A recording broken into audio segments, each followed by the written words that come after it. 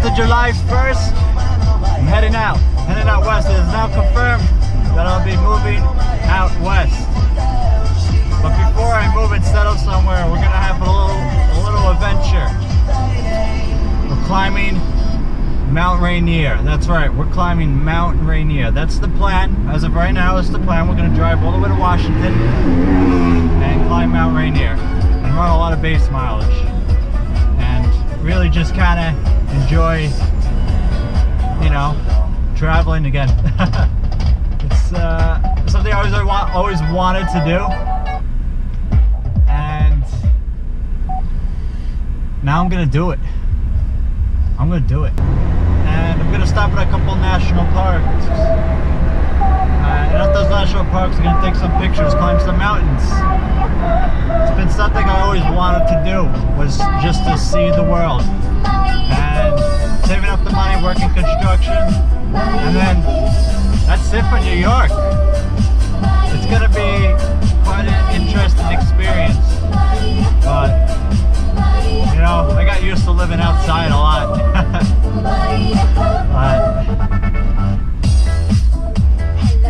I feel like if I would stay trapped, or if I would stay in one place and have what they call a career, there's no excitement. It's like your life is planned to destined to die fat, old, and sick in a senior citizen's home, and you know, you gotta take chances. If I die falling off a cliff, I'd rather have that happen instead of looking like shit at the end of my life and not doing the things I love to do.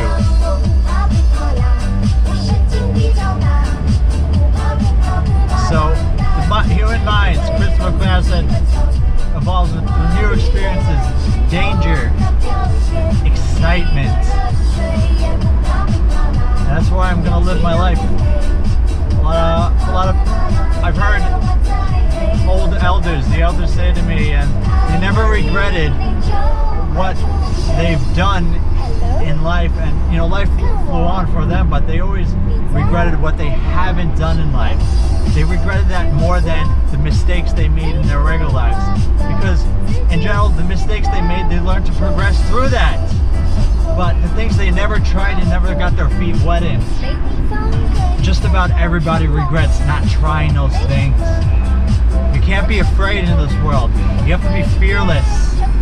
When you're afraid, you don't go out and do what you're meant to do. You're not listening to your calling. There's a thing called individualization in society. We don't have that. We conform together as one group. And I feel like society, even business, would run a lot smoother if you let the individual decide what is the best way for me to get the job done. You cannot put an artistic, you know, more hands-on kind of person in a cubicle just to type numbers and write reports. If he's not, you have to let this person become a philosopher in his own subject, in his own work, and then his work will be that much more productive. What we do with people is we put them all in one thing and say, this is by the book, you act all as one. Just like the military, everyone looks and acts the same as one. But I think the secret into progress is individualization of the human being, of the soul, of the mind. And everyone can find their best traits and put them to work.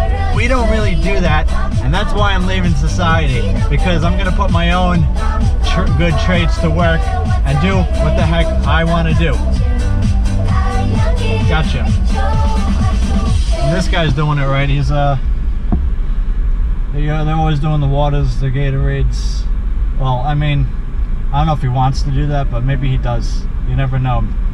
But that's the thing I'm gonna miss in New York, is just the street vending, the street musicians, just the general stuff that goes in. There's definitely good and bad parts of New York that I haven't, you know, fully understood yet. But as a young kid, or as growing up, even right now, you know, just struggling to like eat, and I've been doing this job since I was 8-9 years old, just demolition and all this hard work, and you still can't afford a house. It's the government has owns every property over here. You do not own a house in New York or Long Island. The government owns it, and you pay $18,000 to that government every year.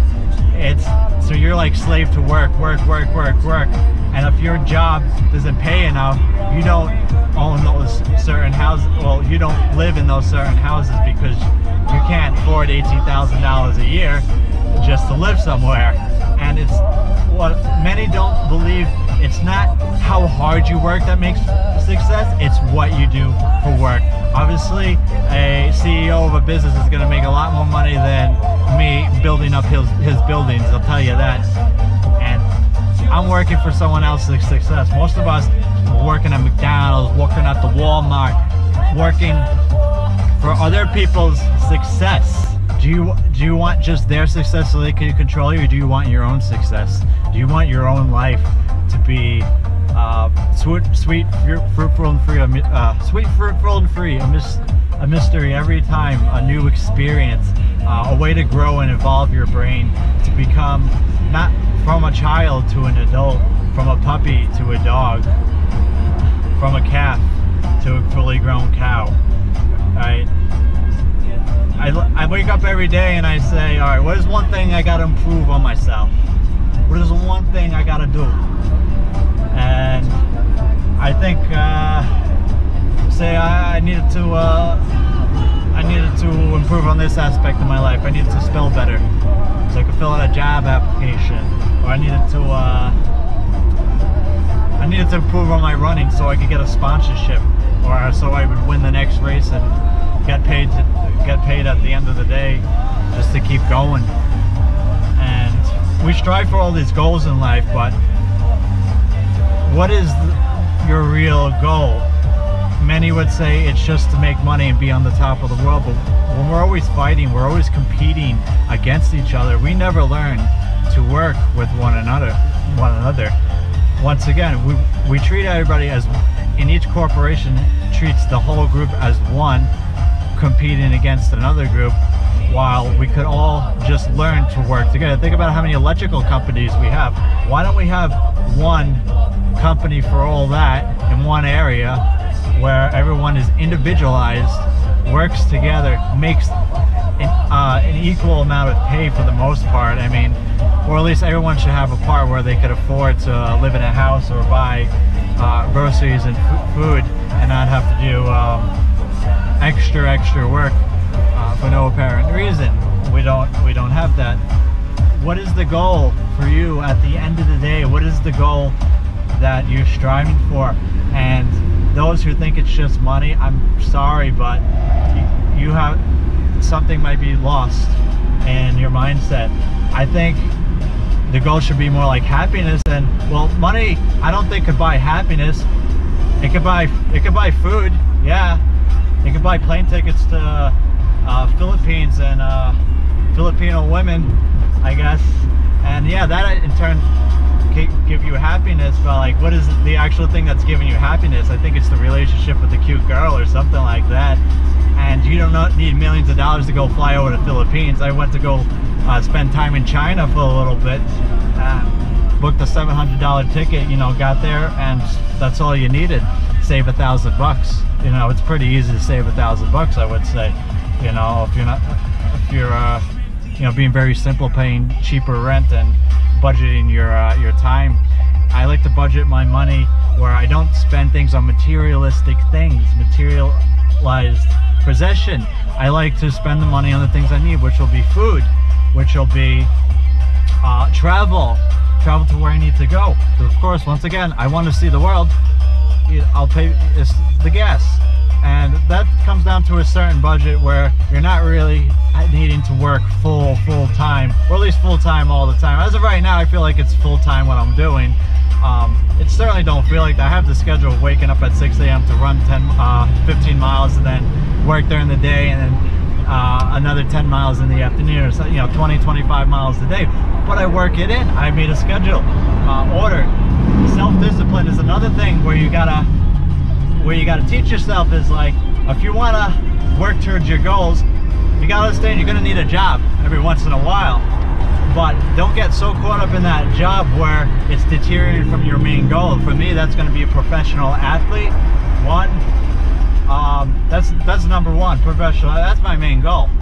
My second goal is to live out in the woods, have my own like farmland or something very cheap, and I can basically just do that right now.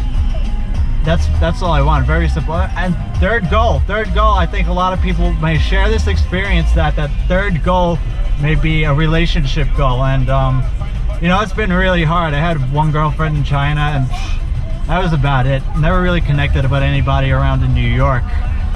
So I'm going out west because I feel like I'll find a like-minded person on top of the Mount Rainier. You find like-minded people and doing like-minded activities. So if I'm out there, whatever, hitching around and roaming around, you know, I may find somebody else who's doing that same thing. I've met a girl when I was playing in the subway. She liked the music. We went out on a date, you know, like-minded people, and remind me we're actually hanging out again next week. So let's see if that goes anywhere. But then again, I'm moving out. So that third relationship goal, I guess it's a part of me I'm kind of missing, and I never really felt loved by anybody or as a child, and because I didn't, I felt like it was up to me to become more of a man and work things out myself, learn to be more independent, because I realized that there was nobody going to be there really to support me. And you'd be like, you know, go strive for your goals, or I support you on this. You know, I just never had that. So you got two people in that situation where one person is gonna crash and drop out, or you could learn to build that independency where understand no one's gonna really love you, no one's gonna do anything for you. You're on your own, and find success in being independent on your own. You're gonna live a lot happier life. Independency is a huge thing, and too many people go with the group. The group goes out and gets drunk, then that person who joins the group goes out and gets drunk. That's society. No individualized thinking, and that goes back to the whole big bubble. I call the bubble the mosh pit. Now, the mosh pit is, if you know what a mosh pit is, it's a group of people in a pit. And in that pit, it's like we go to like metal shows when I was young. We still do, and a mosh pit is people swimming around listening to like thrash metal and then banging around in each other. You know, that's mosh pit. That's my view of society. I call it the mosh pit, or what I call downtown New York City mosh pit. Everyone's bumping around, pushing each other out of the way, and at the end of I feel like you have to find your way out and stand on the nearest hill and look down and realize how much of a shithole that was. For me, like, to become enlightened, to start walking up that trail, up that mountains, and look down and say, wow, there are a lot of people that are lost. There are a lot of people who can't find where they are because they're stuck in between each other, getting pushed around by each other, trying to do something, but they can't. And to be strong, to get out of that bubble is very hard, but that's why I'm here. I feel like I want to teach people, I want to inspire them to find their path in life, find their path out of that little bubble and onto the mountain. Now you could start climbing the mountain. It all comes, starting the thing is the hardest thing in life. For me, everything was hard when I started. Like starting to make a living or something like that. I started collecting bottles off the street, and I bought this damn car with it. You know, 100,000 bottles later, it paid the down payment of my little green car. And you know, you start on the bottom, you start in that pit, and then you're confused where to go, which direction. Everybody's going to push you where they think that you should go, and they don't really know where they want to go themselves. They think, you know, the elders say, oh, I got a good job, I got dental, I think I'm doing all right. But you're just a part of a machine, and you're in the bottom in the mosh pit. And just like Jesus would say, or what would Jesus do? I don't know how you guys are Christian out there. What would Jesus do? Jesus would enlighten his followers, teach them certain aspects about life. He would want them to become followers, but he would also, and this is what I feel, would also teach people to become leaders themselves.